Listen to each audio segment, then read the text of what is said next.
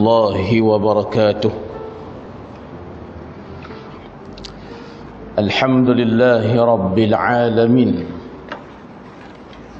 وبه نستعين على أمور الدنيا والدين. صلاة وسلاما دائمين متتابعين متلازمين إلى حبيبنا المصطفى محمد صلى الله عليه وسلم وعلى آله وأصحابه وأزواجه وذرياته ومن دعا بدعوته ومن نهج نهجه إلى يوم الدين. أما بعد. Tuan Imam dan seluruh muslimin muslimat,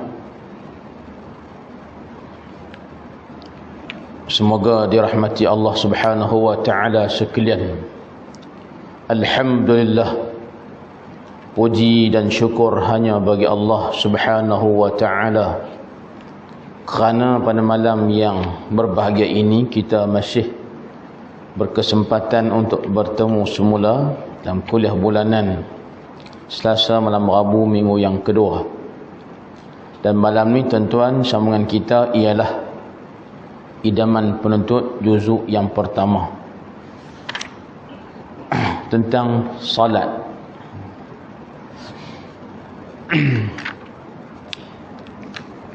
Dan secara umumnya, sebelum kita sambung tajuk kita ni, kita meyakini secara qat'inya ataupun sekurang-kurangnya sangkaan yang besar benar disebut sebagai zan ghalib. Zan ghalib makna sangkaan yang kuat, hampir kepada qat'i yakin bahawa semua hukum hakam syarak dalam semua bab-bab fiqh adalah disumberkan kepada Al-Quran dan Sunnah secara dasarnya.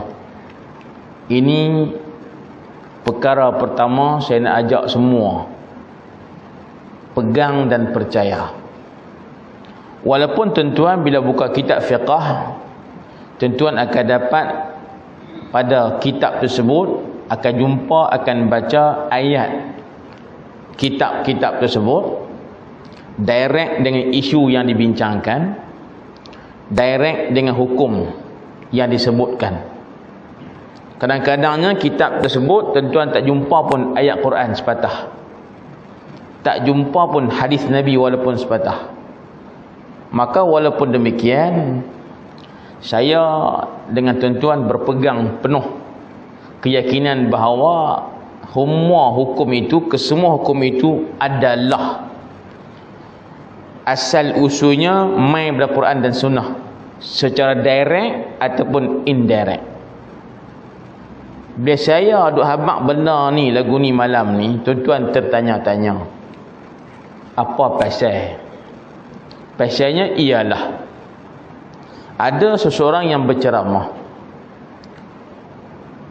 seolah-olah menjadikan dia sebutlah dalil ni hanya Quran dan Sunnah. Usul fiqh bukan dalil, kaedah fiqh bukan dalil. Faham ke no? Dalam sehari dua tuan agak riuh sedikit. Jadi bila orang tanya apakah hukum gini-gini, kita kata tak boleh.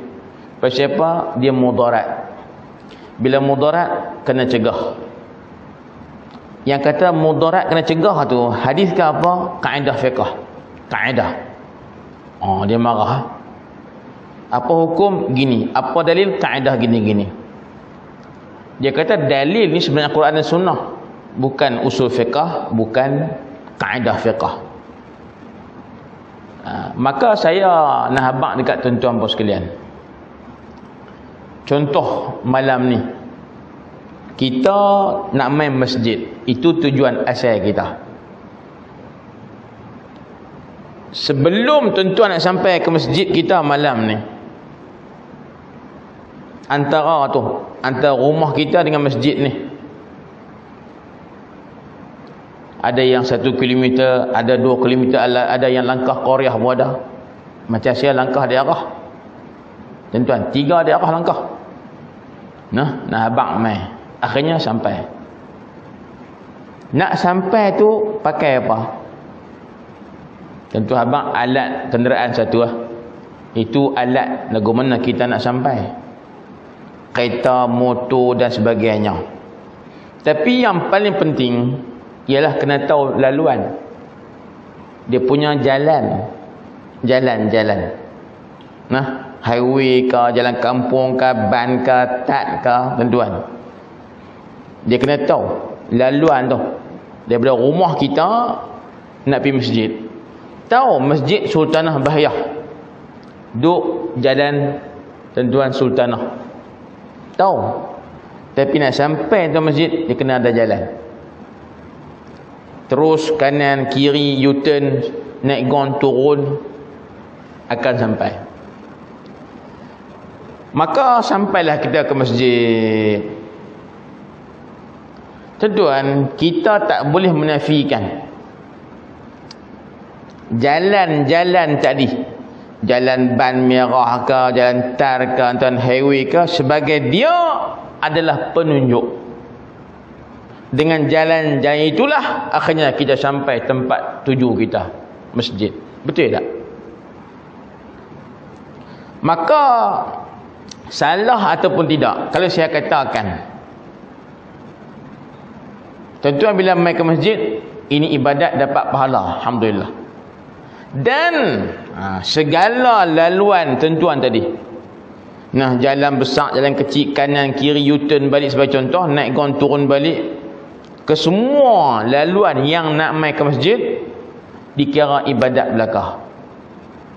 Betul tak? Pasal apa? Tak akan sampai ke masjid kalau tak ada jalan tadi. Maka jalan itulah tunjuk jadi dalil pedoman untuk saya sampai ke masjid buat ibadat.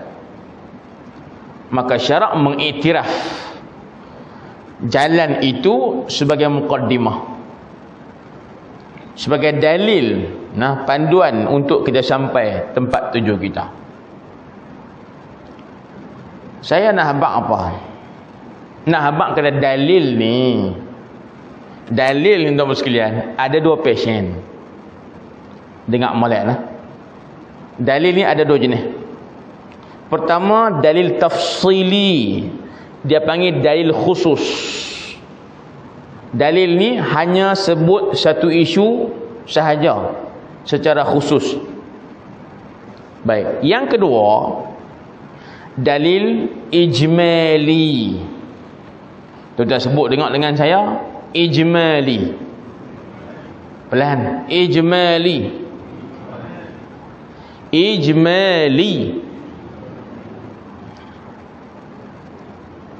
Tentu aku takbir ceramah dekat no. Masih melawak aja. Nah, abang kata tuan-tuan sekalian, dalil ijmali ialah dalil yang bersifat ijmal, umum. Maksud umum ni, dia tidak hanya khusus satu isu. Dalil ijmali ni dia boleh pakai dalam banyak isu. Maka tuan-tuan pun tanya saya, Ustaz, dalil tafsili itu contohnya 2 saja, Quran dan Sunnah. Dalil itu asal dalil. Quran Sunnah tuan-tuan, ulama usul fiqh kata dia adalah dalil tafsili. Dalil yang tafsil, dalil yang detail khusus untuk satu-satu isu. Contoh, tuan-tuan bila buka Quran Al-Baqarah, tuan-tuan jumpa ayat wa aqimus salah. Kita baca dengar wa aqimus salah. Baca ramai. Wa aqimus salah. Baik. Itu Quran. Apa makna? Hendaklah kamu dirikan salat. Ayat tu hanya fokus isu apa? Isu apa? Isu solat sahaja. Puasa tak masuk, zakat tak masuk, solat sahaja secara khusus. Maka itu dia panggil dalil tafsili. Clear no? Dan ayat yang saya baca tu, kalau tuan nak beriman dengan Quran dengan sunnah tanpa tengok usul fiqh, tanpa tengok pada kaedah fiqh, agak-agak tuan-tuan nak faham hukum apa dalam ayat tadi. Ayat Quran kata dalam Arabnya bahasa wa aqimus solah. Terjemah main bahasa kita, hendaklah kamu dirikan solat. Faham mudahnya, suruh semayang lah. Betul tak? Hendaklah kamu dirikan solat. Suruh ke ustaz tu? Ya. Tapi saya tanya, suruh tu ada hukum syarak ke tak? Ada tak dalam hukum hak 5 tu namanya suruh, ada tak? Yang ada apa dia? Wajib, sunat, haram, makruh, harus. Betul? Betul tak ni? Tak ada satu hukum syarak namanya suruh. Tak ada. Kalau tentuan kita ni, kalau kita orang Arab sekalipun lah, bila baca ayat tu wa aqimus salah, dan hendaklah kamu salat, Allah suruh salat. Tanya, kau tak sembahyang dosa tak? Ayat tadi suruh solat. Okey no? Orang tu tanya, ustaz, nak kena sembahyang tak? Awak tanya, Allah suruh. Ustaz, tak sembahyang dosa tak? Awak dah suruh. Tapi nak kata wajib, tak ada situ. Ada tak perkataan wajib dalam ayat tadi? Ada tak? Yang ada suruh sembahyang. Tak ada pun sebutan wajib di situ. Tuan, hak ni lah jadi perbahasan. Lagu mana kita nak boleh faham ayat tadi sampai ke tentuan tujuan sebenar ataupun makna yang sebenar dituntut dalam ayat suruh sembahyang tadi, ulama membahas. Dia kata ayat tu suruh sembahyang, tak habaq pula wajib ke tak. Contoh, kalau suruh ni biasanya nak kena buat ke tak buat tak apa. Contoh, duk fikir ni, duk cari jalan. Kita pun fikir lah, kalau suruh ni tak buat boleh tak? Ke tak buat tak boleh? Dia pun fikir agak, aku hari tu ni masa duduk rumah, bila aku suruh anak pergi kedai, pergi beli Maggi. Lama-lama makan Maggi tuan. Nah, zaman PKP ni. Lepas tu aku bagi duit, suruh dia beli. Setengah jam aku suruh dia tapi aku marah. Pompang aku tibai, contohlah. Oh, maknanya kalau aku suruh dia tak buat, aku marah. Pasal apa? Sebab patut bila suruh kena buat. Tak buat tak boleh. Bila tak buat, marah. Marah sebab apa? Kena buat juga. Mesti kena buat. Timbul satu kaedah ni, iaitulah al-amru lil wujubi. Tuan-tuan sebut tengok, al-amru lil wujubi. Sekali lagi, al-amru lil wujubi. Makna apa? Al-amru setiap perintah, lil wujubi untuk habaq hukum wajib kena buat. Hal ni setiap perintah wajib kena buat, setiap perintah tunjuk kata wajib buat, umum. Dia bukan tuju bab sembahyang puasa saja. Mana-mana ayat Quran hadis tentu jumpa ayat tu makna suruh, tentu ambil kaedah tadi. Setiap perintah itu tunjuk kata wajib kena buat, tak boleh tak buat, mesti buat, haram tinggal.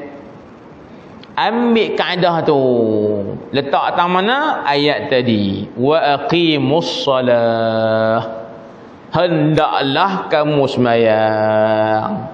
Suruh sembahyang, suruh tunjuk wajib. Jadi sembahyang tu disuruh, maka sembahyang tu hukumnya wajib. Nak sampai destinasi tadi, kata sembahyang tu wajib, kena ada apa? Ada jalan dia.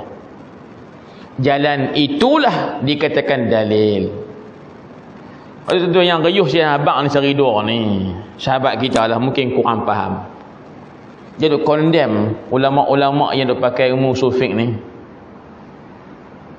Apa hukum usul fiqh? Ad-darar yuzal. Apa hukum al-amul yujab? Apa ni dia kata? Sepatutnya dalilnya Quran Sunnah. Allah. Kalau saya tanya tuan dan masuk saya sendirilah, samalah kita ni. Nak cari hukum tuan, istilah sunat dalam Quran tak jumpa rasa-rasa. Hak jumpanya suruh. Hak jumpanya suruh buat tu, suruh buat ni. Ustaz siapa yang pido kutip hukum wajib, kutip hukum sunat, apa semua tu daripada Quran? Ulama kita. Depa pido kata wajib sembahyang apa depa tu reka ke? Tak. Pasal apa tanya? Sebab Quran tak habaq wajib sembahyang, Quran suruh saja. Ulama ni mandai-mandai. Tak pandai. Bukan mandai-mandai, tapi depa pandai. Bukan memandai, tapi memang pandai. Pasal apa? Tuan-tuan, ada kaedah dia. Jadi tuan-tuan tak menafikan bahawa kaedah usul fiqah, prinsip-prinsip suruhan itu tunjuk wajib, itu contoh. Tak boleh nafikan dia sebagai dalil syarak juga. Faham dah ni? Faham kan? Kalau saya tanya, boleh tak bagikan dalil kata wajib sembahyang? Tentu kata dalil wajib sembahyang ada dua passion. Passion pertama ialah dalil yang khusus, namanya Quran dan Sunnah. Contohnya firman Allah, aqimus salata, hendaklah kamu sembahyang. Dalil yang kedua, habaq kata sembahyang itu wajib, ialah al-amru lil wujub. Setiap perintah maknanya wajib buat. Bila Allah perintah sembahyang, maknanya wajib sembahyang.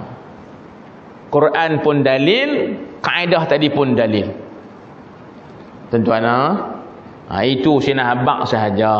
Kita mesti yakin usul fiqh, tuan-tuan bincang 10 dalil dia tu, Quran, Sunnah, Ijma', Qiyas, Ishabul Asli, Al-Masalih Al-Mursalah, Al-Adatu Muhakkamatun. Tuan-tuan sekalian, qaulus sahabati, amalu ahli al-Madinati, al-istihsan. Kau semua 10 dalil tuan-tuan sekalian, semuanya ada dalil daripada Quran.